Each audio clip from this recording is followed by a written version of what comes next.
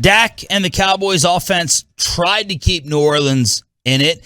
They still get the win, 27-17. They're 8-4. It's a frustrating Friday, at least for me, here on Sean and RJ at 877-881-1053. I started off the show admitting I was going to break some victory post-game rules, and they're normally just being an overall good mood. Being a good mood the day after, and then we can kind of pick it apart. We got an entire week to pick it apart, but we don't have an entire week this time, so I'm going to be a little bit more frustrated. Don't style point road wins. That's a usual rule that we have on the show. I'm breaking that one. Don't sit there and take issues with double-digit wins.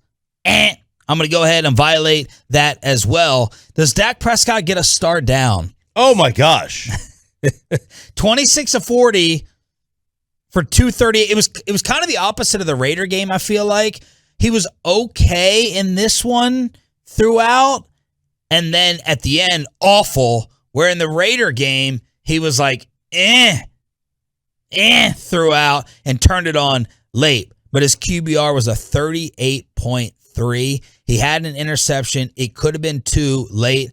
I guess it has to be a star down. He had 6 yards of Taysom Hill threw for more yards per completion, RJ, than Dak Prescott. He threw for more yards. If you would have told me Taysom Hill had more yards and averaged more yards per pass, I would have been like, no way. And threw for more touchdowns. That's what Taysom Hill did compared to Dak. So yeah, I guess we got to go star down. Autoflex Easy Fan Text, Dak is the only real star down. Autoflex Easy Fan Text, Dak is not checking into things properly. Another one. I am not a Dak believer. I'm down on Dak. He is not clutch. He is a one-year wonder. Ooh. Dak not making good choices pre or post snap. So. Look, he was not very good, man. He was just not. He was missing some throws when he was, I know the interception, he got hit in the head, and it should have been called. So just, all right, take that one away. But beyond that, he still wasn't that good. He still was not. I don't know what happened on that CeeDee Lamb play early on in the game. Which one? On the fourth down. Which I had no problem with them going for. Me neither. Well, Aikman explained, I think he was right. I think so, too. It was kind of like an option route where CD could have gone inside based upon the way the coverage was playing him, and it looked like there was an opening to the inside, and Dak threw it there, but CD did not turn. And I love that they – and I don't usually give Aikman a lot of credit, but I love that he brought that up because, to me, that play perfectly encapsulates why – I don't like the interception stat because the quarterback expected him to see the coverage the way he saw it, and he threw it to that coverage. They don't in the NFL. They don't wait till you're open before they throw it. They throw it before you make your break. And let's say there was a guy there, a defender there, and Dak expected CD to see the coverage and make that cut, and he threw it there, and CD didn't, and the guy picked it off. Well, that's an interception on Dak. When in reality, it should be on CeeDee Lamb. Dak explained what happened afterwards on that play. Yeah, we've got to be better on that. Miscommunication. We've got to be better as a whole as an offense and in critical down. Oh, okay. Well, he didn't explain it. No. Really. So there just felt like there was multiple. Even though CeeDee Lamb was your leading receiver, it felt like multiple miscommunications. But Dak just playing dumb towards the end there. Just win it ugly. Win it ugly. You throw an interception in the middle of the field, and then you almost have another one to the right side of the field. This team can't score. If they do score, they're going to chew up clock because Taysom Hill has to run the ball, but it's in the fourth quarter. I don't know if he's not seeing things. I don't know if he's not processing it fast enough. I'm going to go back to what I said last week. I would like to see him, RJ, 2 or 3 times a game, drop back. If the pressure's there, have it in his mind immediately. I'm going to run. I'm going to rip off a 6 or 7 yard run because right now I think he's going into these games, and this is probably a Jerry semi-mandate saying no matter what, do not take off. Like I think teams right now know, and Dak is thinking he is strictly only a pocket passer, but there are times when if your offensive line isn't holding up, and this offensive line doesn't look good right now, they definitely do not look good, and teams are going to pressure you, you sit there and find your gap and run 2 or 3 times a game for that 6-7 yard gain to keep them honest. And I don't think that's in his head right now to do. I don't think it's not. He's become just a pocket guy, and they get him out on the run a little bit. They get him out on a roll. That CeeDee Lamb 4th down play, he was moving and then he threw opposite of his body. But I'd like to see him say, you know what, have a QB draw twice a game. When's the last time we've seen a design Dak QB draw? And I know he's been banged up and everything, but I think we're getting to a point now where he is healthy, and you got to do it to keep the defense honest. He might, I think he's healthy. I mean, there's something that's happened to him since the calf injury. Something's gone on. Like, he is not the same guy he was early on in the year. And like I said, I'm taking that one interception where he was hit in the face. I'm removing that. Like, that should have been a penalty. But for the rest of the game, he was just off. He wasn't reading the defenses right. He wasn't moving in the pocket well. Nothing. Just a side note on that pick, I still blame him because I think he had the ball long enough to move in the pocket, yeah, or just take a sack, incomplete. Just don't throw it up in the middle of the field. Like the only thing you can't do there is turn it over. Well, it was 3rd down, right? Yeah. Yeah. I mean, you probably don't want to take a sack there. You're trying to at least throw it away, but you can't turn it over. You can't turn it over either. What was the play last night that made you stand up out of your chair and cheer? Because I thought there were there were a number of big moments in the game, and I think the Carlos Watkins interception really, because, hey man, when a big man gets an interception, we all have to be excited about that, right? I was very excited. You know why? Because it won me $110. Because at 20-10, I was like, if these SOBs go down and score a touchdown and make it 20-17, and I lose $110 to Dawson, who I'm already down 222, I was going to be ticked. That was a big one. And I mentioned the one earlier, and that was it? I always get KZ and Curse mixed up. The unbelievable catch right before halftime with 2 minutes and 28 seconds left. Yeah, that was the Curse. J-Ron Curse, yeah. So I thought, to me, those were 2 huge plays that I was really excited about. Also, Michael Gallup's touchdown catch was pretty awesome, too. So in a game that we're a little bit disappointed with, I can just looking at the Twitch, seeing social media, I think Cowboy fans are like, yes, good win, as in you got the win. You needed the win. You got back on track, but a little bit of disappointment going, we didn't look like a contender for a Super Bowl last night, and I think that's what a lot of people wanted to see. Well, I want to, let's go to cut number 14 here, Reggie, if we can. Dak was talking after the game. I got a couple different cuts here. They had 6 3-and-outs in the 4th quarter, and they weren't able to really close that thing out as an offense. This is Dak talking about it at the podium last night. Yeah, I mean, it's frustrating. It's frustrating on my part. I think just being greedy in some of the reads, trying to put the dagger in them, I guess you can say, rather than just continuing to play through the play and play through the drive. I was trying to do it on one play, and I can't do that. We can't do that as an offense, and we've just got to stay within it and allow that play to come. So, yeah, it was definitely frustrating. I think that's one of those things where you're saying, okay, what do you do when you go back and talk about cleaning that up or making that better? That's the conversation that I'm hoping that McCarthy can look at them and say, hey, here are these things. We aren't good enough, and we had a real opportunity. Zeke said it earlier in the year. We haven't put our foot on somebody's throat yet. We got to learn how to do that. And that's the moment right there last night. You had to have that opportunity. And then also at the podium last night, he talked about the significance of winning on the road.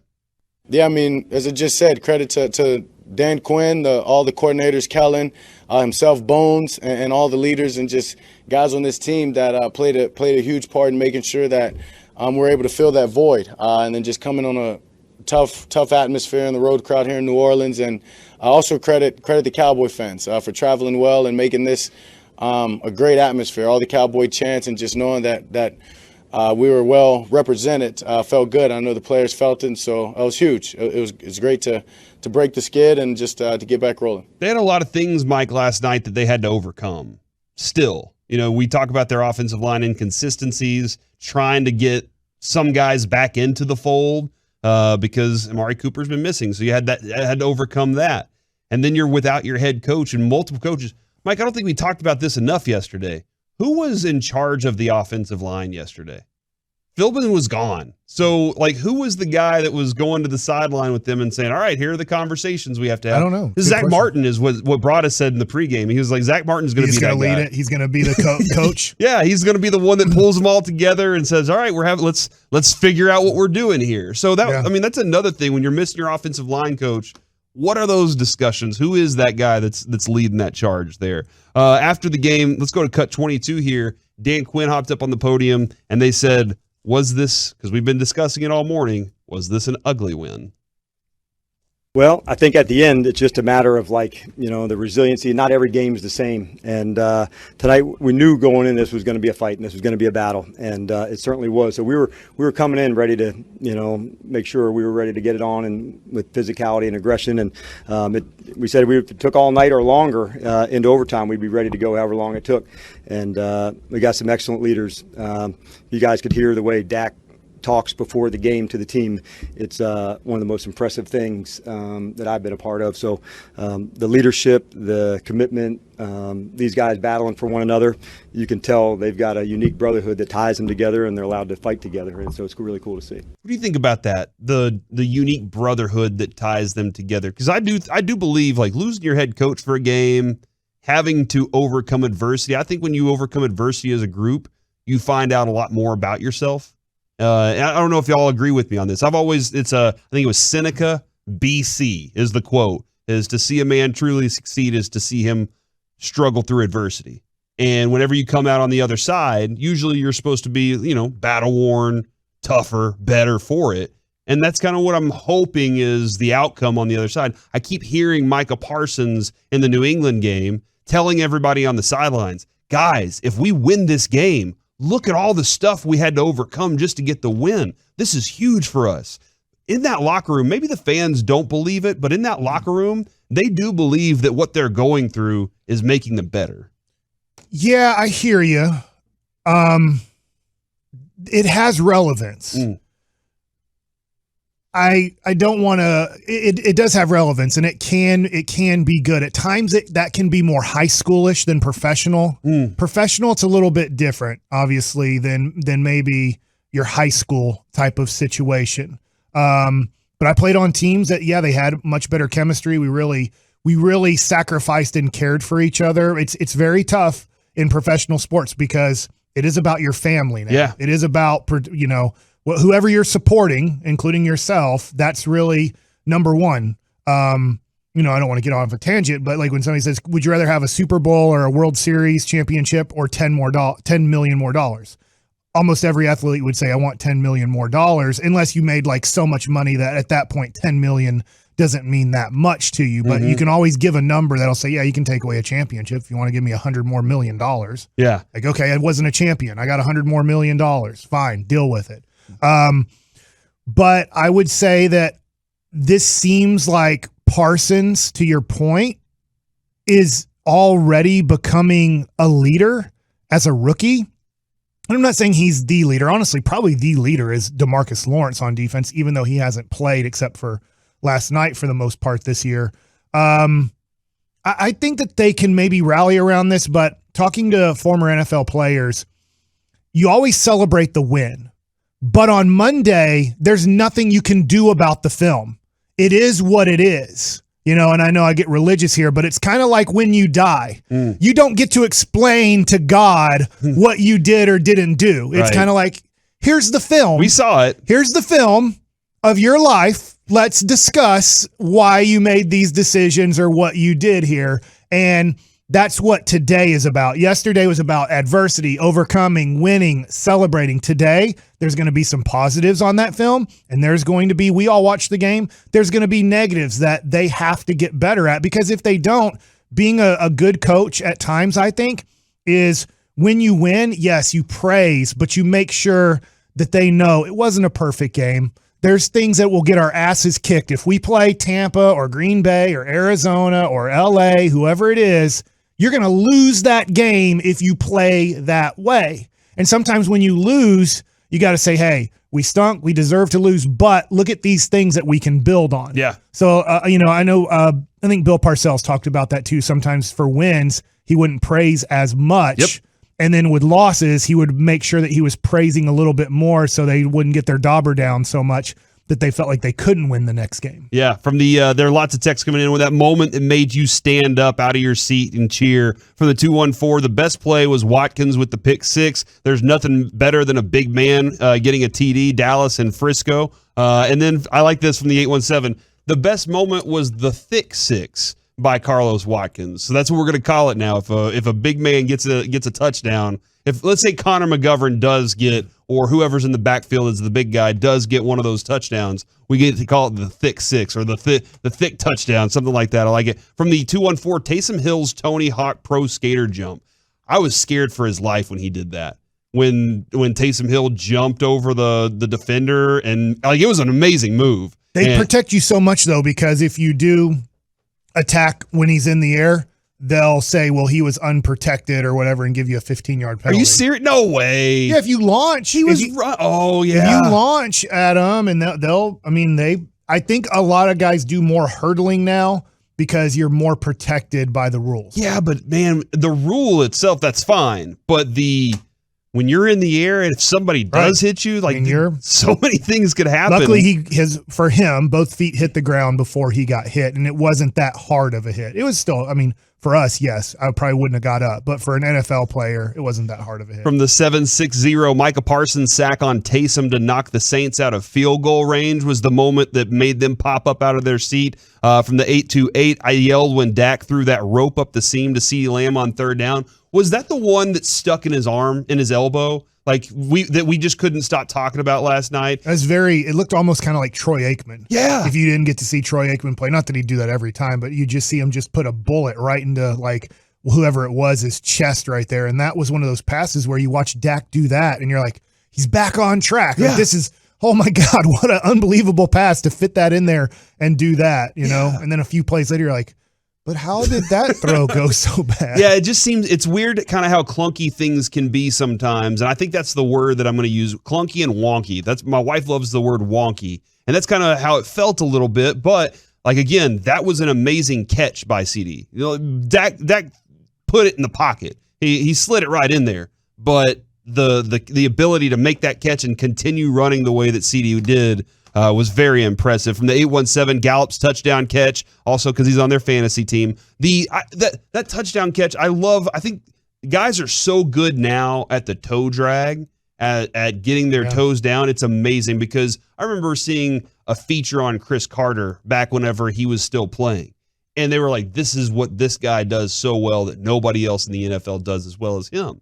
And nowadays, it just seems like every single receiver, and I know they practice it. Hell, Mike, whenever I was a kid catching the football out in the front yard with my dad, that was what I would practice going to the sideline and getting that grab. I'd be like, I'm Jay Novacek and all that. Like I always wanted to be that. So I know these guys are practicing it at a young age, but they're just so efficient at making, these inches, these very small lines. They're able to make this stuff happen. And then, man, a lot of people texting in about that specific CeeDee Lamb catch that just got fit right inside. I think people were, like you were talking about, were a little bit like, okay, hey, nice to win. And, Ari was trying to take it down a path that like, that was a hard one to watch and all that. I'm thinking, bro, you just beat the Saints. Sean Payton on the other side of the field. I know they were down a lot of players.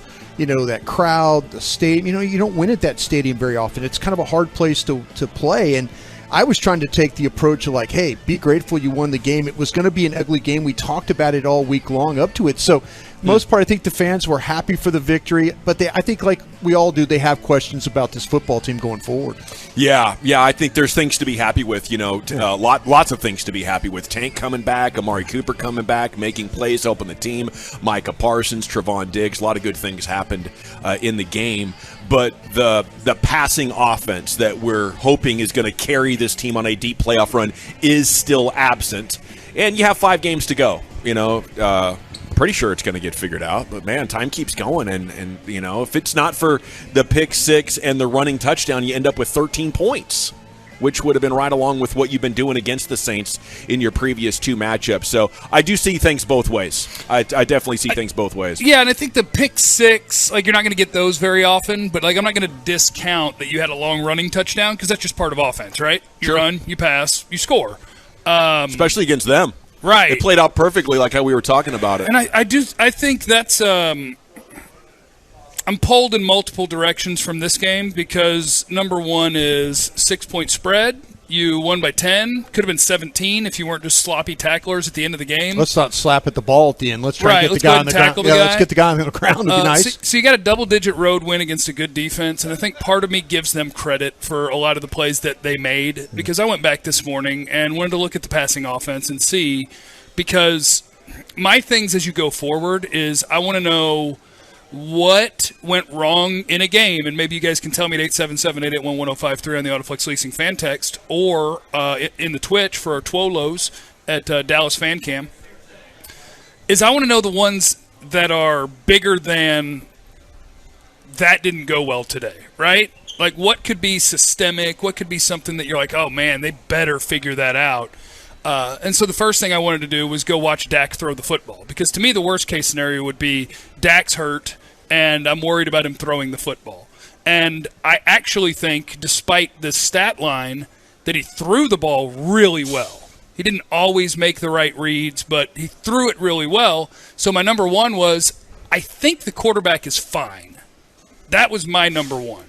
And then it's, okay, what didn't you like about this game that permeates through multiple games? And I think my number one is, where did Kellen Moore go? Yeah. Like, where did the guy go that threatens teams horizontally with jet sweep motions? Where did the creativity kid? Yeah, this offense is so static. It's their motions are a guy jogging from point A to point B, resetting, and then they snap the ball. I'm like, where is threatening people with the ball might go here?